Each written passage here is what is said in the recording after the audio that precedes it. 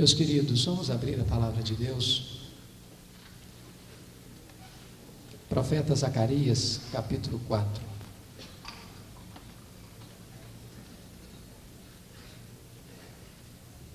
Versículo 6.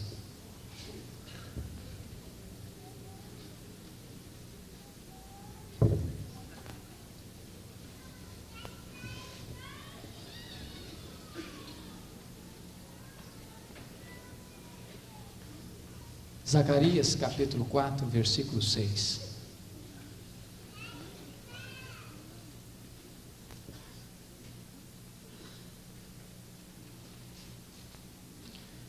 Prosseguiu ele e me disse: esta é a palavra do Senhor a Zorobabel, não por força, nem por poder, mas pelo meu Espírito, diz o Senhor dos Exércitos. Pelo meu Espírito. Curva a sua fronte, filho, mais uma vez.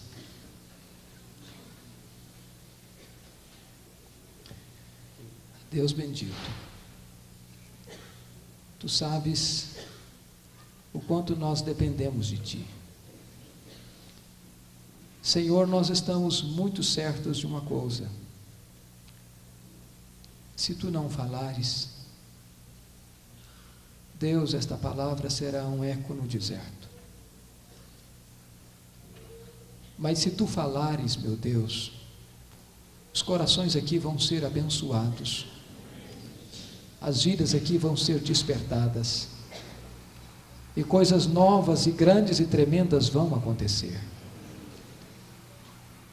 Deus, nós cremos que tu és o mesmo Deus do passado, porque tu não mudas. Tu falaste no passado, tu fizeste coisas grandes e extraordinárias, tu rasgaste os céus e desceste. Deus, nós cremos que tu podes fazer isso conosco. Senhor, aquilo que outras nações experimentaram, aquilo que outros povos receberam, oh Deus, nós precisamos também. Estamos cansados de ver, Senhor, prosperar nesta pátria o engano, o erro, a mentira, o satanismo, a idolatria, a feitiçaria. Senhor Deus, levanta a tua igreja, sopra sobre ela o teu Espírito, Senhor.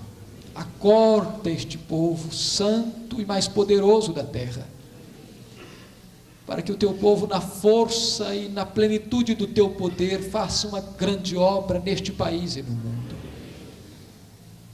Livra-nos, meu Deus, da reflexão sem a ação. Livra-nos, meu Deus, de estarmos simplesmente tendo deleite e prazer na comunhão, mas não fazendo desta comunhão uma força para ir alcançar outros. Senhor Deus, abra o nosso coração agora, abra o nosso entendimento, retira, Senhor, toda ansiedade, ou toda preocupação, ou toda distração da nossa mente e do nosso coração. Dá-nos fome da tua palavra e sede de ouvir a tua voz. É o nosso clamor e a nossa necessidade, em nome de Jesus, amém.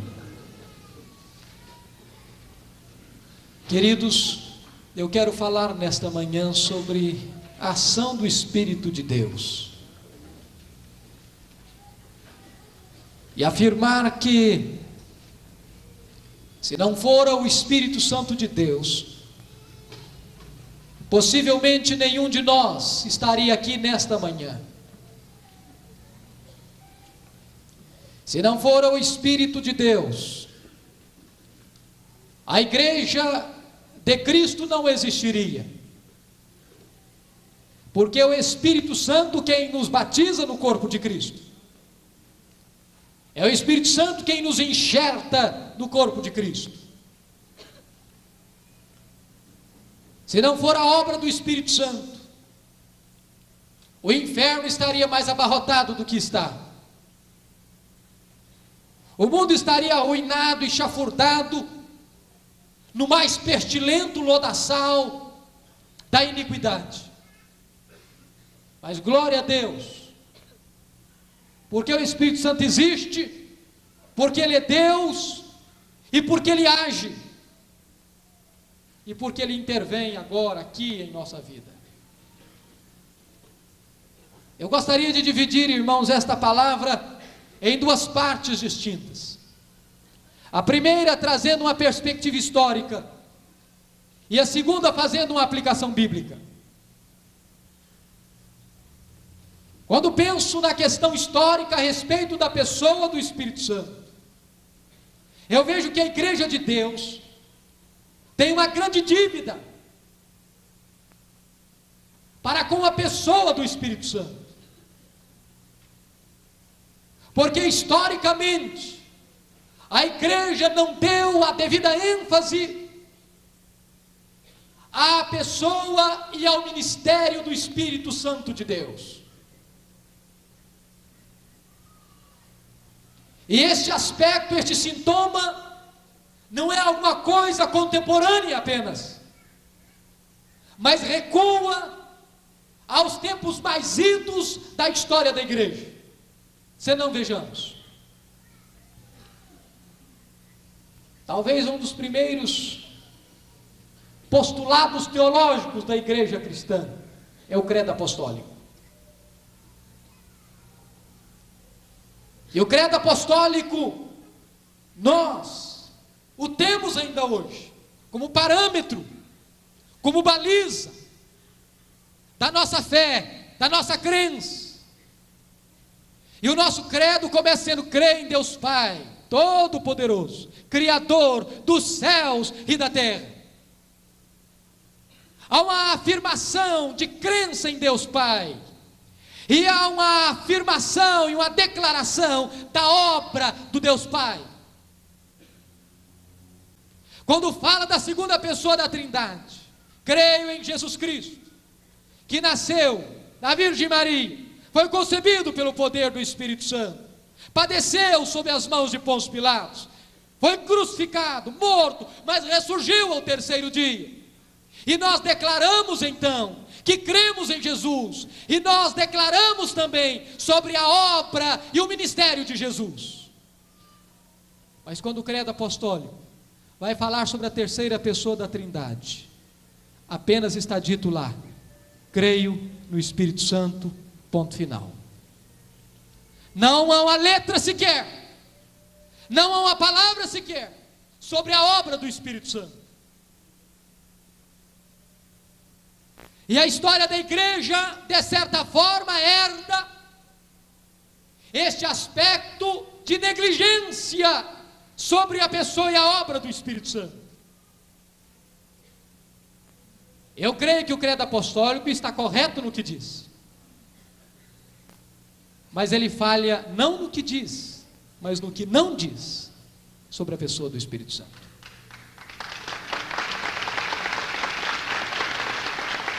Este reflexo, meus irmãos, perdura no período patrístico, no período da patrologia, no período dos pais da igreja. É bem verdade que o primeiro concílio geral da igreja, reunido em Niceia, no ano 325, para refutar as ideias heréticas do presbítero de Alexandria, Ário, Constantino convoca aquele concílio. E Atanásio, com galhardia, com desassombro, com firmeza doutrinária e ortodoxa, refuta as ideias heréticas de Ário. E ali naquele primeiro concílio fica definido a doutrina ou dogma da Trindade. Mas o que se define fundamentalmente ali não é a pessoa do Espírito Santo, mas a divindade de Jesus Cristo. E para quem acompanha as grandes disputas teológicas da história da igreja, sabe que após esta definição do concílio niceno, houve um regresso, ou uma regressão, para um grande despertamento das ideias arianas na história da igreja. E é com o corifeu da patrística, com o luminar dos pais da igreja, Agostinho, é que ele vai escrever uma famosa obra, Trinidade ou Trindade, e vai declarar então a crença mais profunda na Trindade, mas não há um estudo exaustivo sobre a pessoa e a obra do Espírito Santo. Assim nós entramos no período medieval, assim nós entramos no período escolástico, assim nós atravessamos 1000 anos de história da igreja, do século V ao século XV, chamado período das trevas, onde, mais uma vez, o Espírito Santo não recebe a devida ênfase que merece nas Escrituras, pelo estudo dos teólogos e da Igreja de Deus. Então surge a reforma no século XVI, surge na plenitude dos tempos, porque este acontecimento vem depois de toda uma preparação, de um cenário que Deus mesmo patrocinava. Deus já levantara homens do Jaez, do Quilate, de John Wycliffe. Deus já levantara homens da estatura de Jerônimo Savonarola. Deus já levantava homens da postura invergável de John Hus. Deus já levara a humanidade inteira a se preparar para aquele que seria o segundo maior evento da história da igreja, a reforma do século XVI. John Gutenberg descobre a imprensa, e desta forma a Bíblia pode ser traduzida, a literatura pode agilmente, celeremente chegar nas mãos das pessoas, e na plenitude dos tempos, em 31 de outubro de 1517, ergue-se o lábaro da reforma. E é o reformador genebrino João Calvino que muito cedo vai escrever aquela obra que seria o ponto fundamental da reforma, As Institutas da Religião Cristã. Escreve 4 livros, porque ele escreve um esboço do credo apostólico, dividido em 4 partes.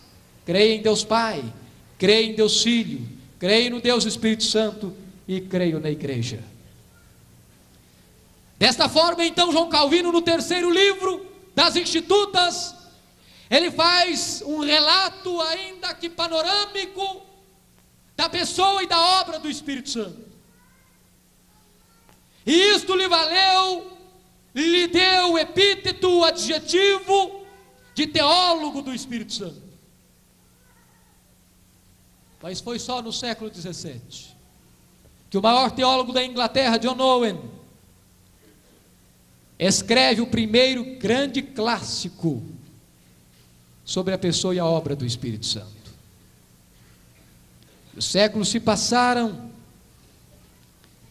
e é nos tempos modernos que o grande educador, político e teólogo holandês Abraham Kuyper vai escrever o grande segundo clássico sobre o Espírito Santo. E Abraham Kuyper chegou a afirmar que se os ministros não derem crédito à obra do Espírito Santo, eles darão pedra em vez de pão ao seu rebanho.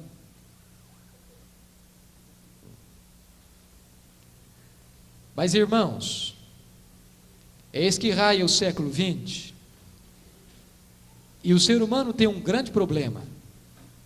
É o problema de ficar ou num extremo ou no outro extremo.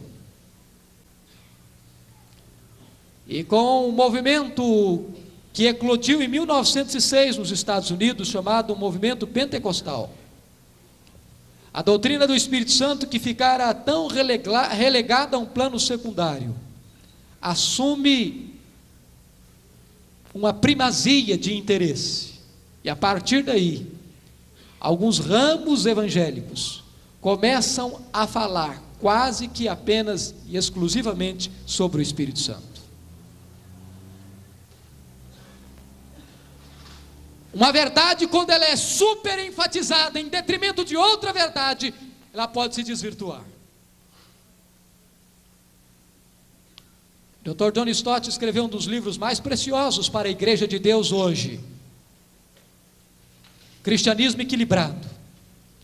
Ele diz que nenhuma obra Satanás tem mais pressa em fazer do que levar a igreja para os extremos. Se a igreja não dava importância ou ênfase à pessoa e à obra do Espírito Santo, agora levanta-se um outro grupo e só fala do Espírito Santo, só prega sobre o Espírito Santo, só fala em dons espirituais e se esquece de anunciar todo o conselho de Deus. Enquanto uns têm medo do Espírito Santo e não falam sobre o Espírito Santo e acreditam que os dons cessaram, que o Espírito Santo já não age mais hoje, que o Espírito Santo recebeu uma carteira de aposentadoria e já não age mais. Há outros que pensam que só se pode e só se deve falar sobre o Espírito Santo. E tanto uma coisa é errada quanto outra também é, porque os extremos perdem o equilíbrio da verdade. O maior teólogo do nosso século, Dr. J. Packer, no seu precioso livro Na Dinâmica do Espírito, ele fala que o Espírito Santo tem um ministério de holofote. O Espírito Santo é como um holofote. Quando você caminha por uma cidade bela, à noite, contemplando, admirado a beleza das arquiteturas, a beleza dos monumentos, você fica encantado, embevecido. Mas você pode fazer isso, contemplar isto, graças à luz de um holofote escondido que projeta a sua claridade àquelas estruturas. Queridos, o Espírito Santo tem o ministério do holofote. Ele veio não para revelar a si mesmo. Ele veio não para proclamar a si mesmo. Ele veio não para propagandear a si mesmo. Ele veio para apontar para Jesus. Ele está dizendo à igreja: olhe não para mim, olhe para Jesus, creia em Jesus, obedeça a Jesus, siga Jesus, ande com Jesus. Uma vida cheia do Espírito, irmãos, é uma vida cristocêntrica. É uma vida cristocêntrica. Desta forma nós podemos afirmar insofismavelmente que a obra do Espírito Santo ela é tão importante quanto a obra de Jesus na cruz. Porque a obra de Jesus, realizada no Calvário, e na manhã daquele domingo da ressurreição, seriam ineficazes. Estas obras seriam ineficazes se o Espírito Santo não a aplicasse no coração do pecador.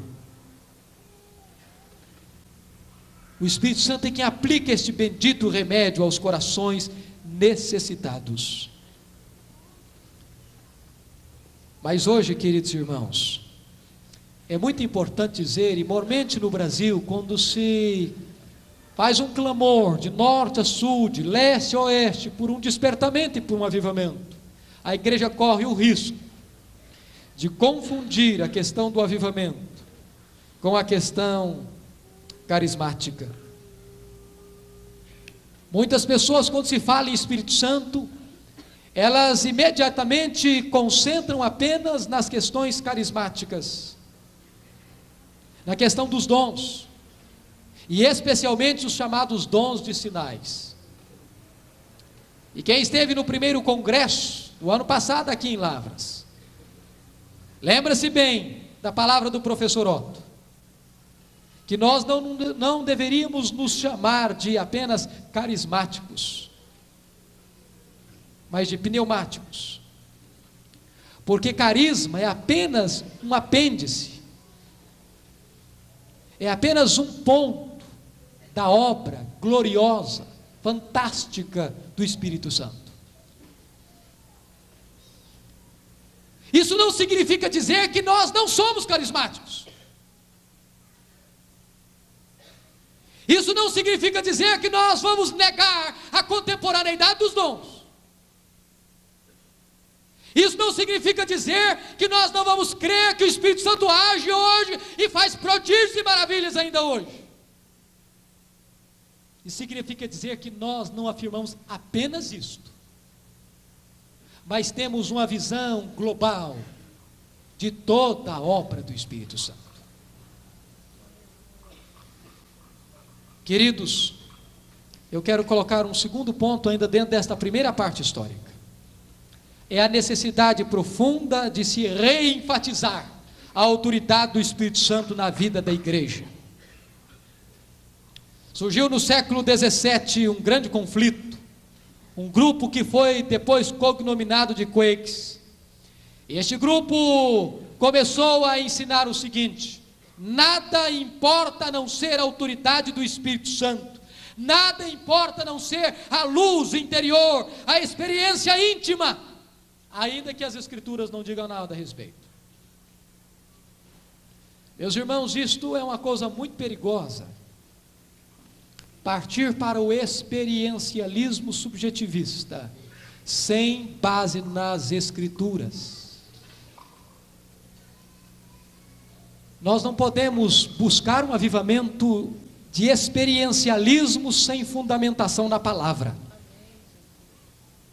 Avivamento sem Bíblia é fogo de palha, que levanta grandes labaredas, mas deixa atrás de si cinzas e muita destruição. Avivamento precisa seguir as balizas das Escrituras. E quando nós seguimos as Escrituras, nós não negamos as experiências. Porque o evangelho que cremos é o evangelho do poder de Deus.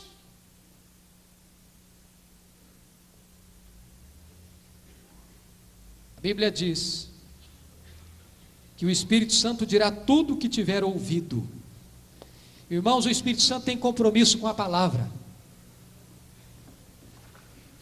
Espiritualidade sem Bíblia é misticismo. Avivamento sem doutrina é fogo de palha, é pieguice, que não dá em nada. Nós não precisamos, irmãos, arredar uma vírgula da doutrina bíblica, ortodoxa, reformada, calvinista, para buscar avivamento. Nós não precisamos jogar a nossa confissão de fé na lata do lixo. Nós não precisamos abjurar da crença reformada e bíblica. Já dizia o grande Spurgeon: calvinismo é apelido, calvinismo é doutrina bíblica. Mas nós precisamos mais do que de ortodoxia, nós precisamos mais do que doutrina bíblica, nós precisamos de poder e do óleo do Espírito. Nós precisamos, não é deixar a doutrina de lado, não, é banhar esta doutrina com o óleo do Espírito.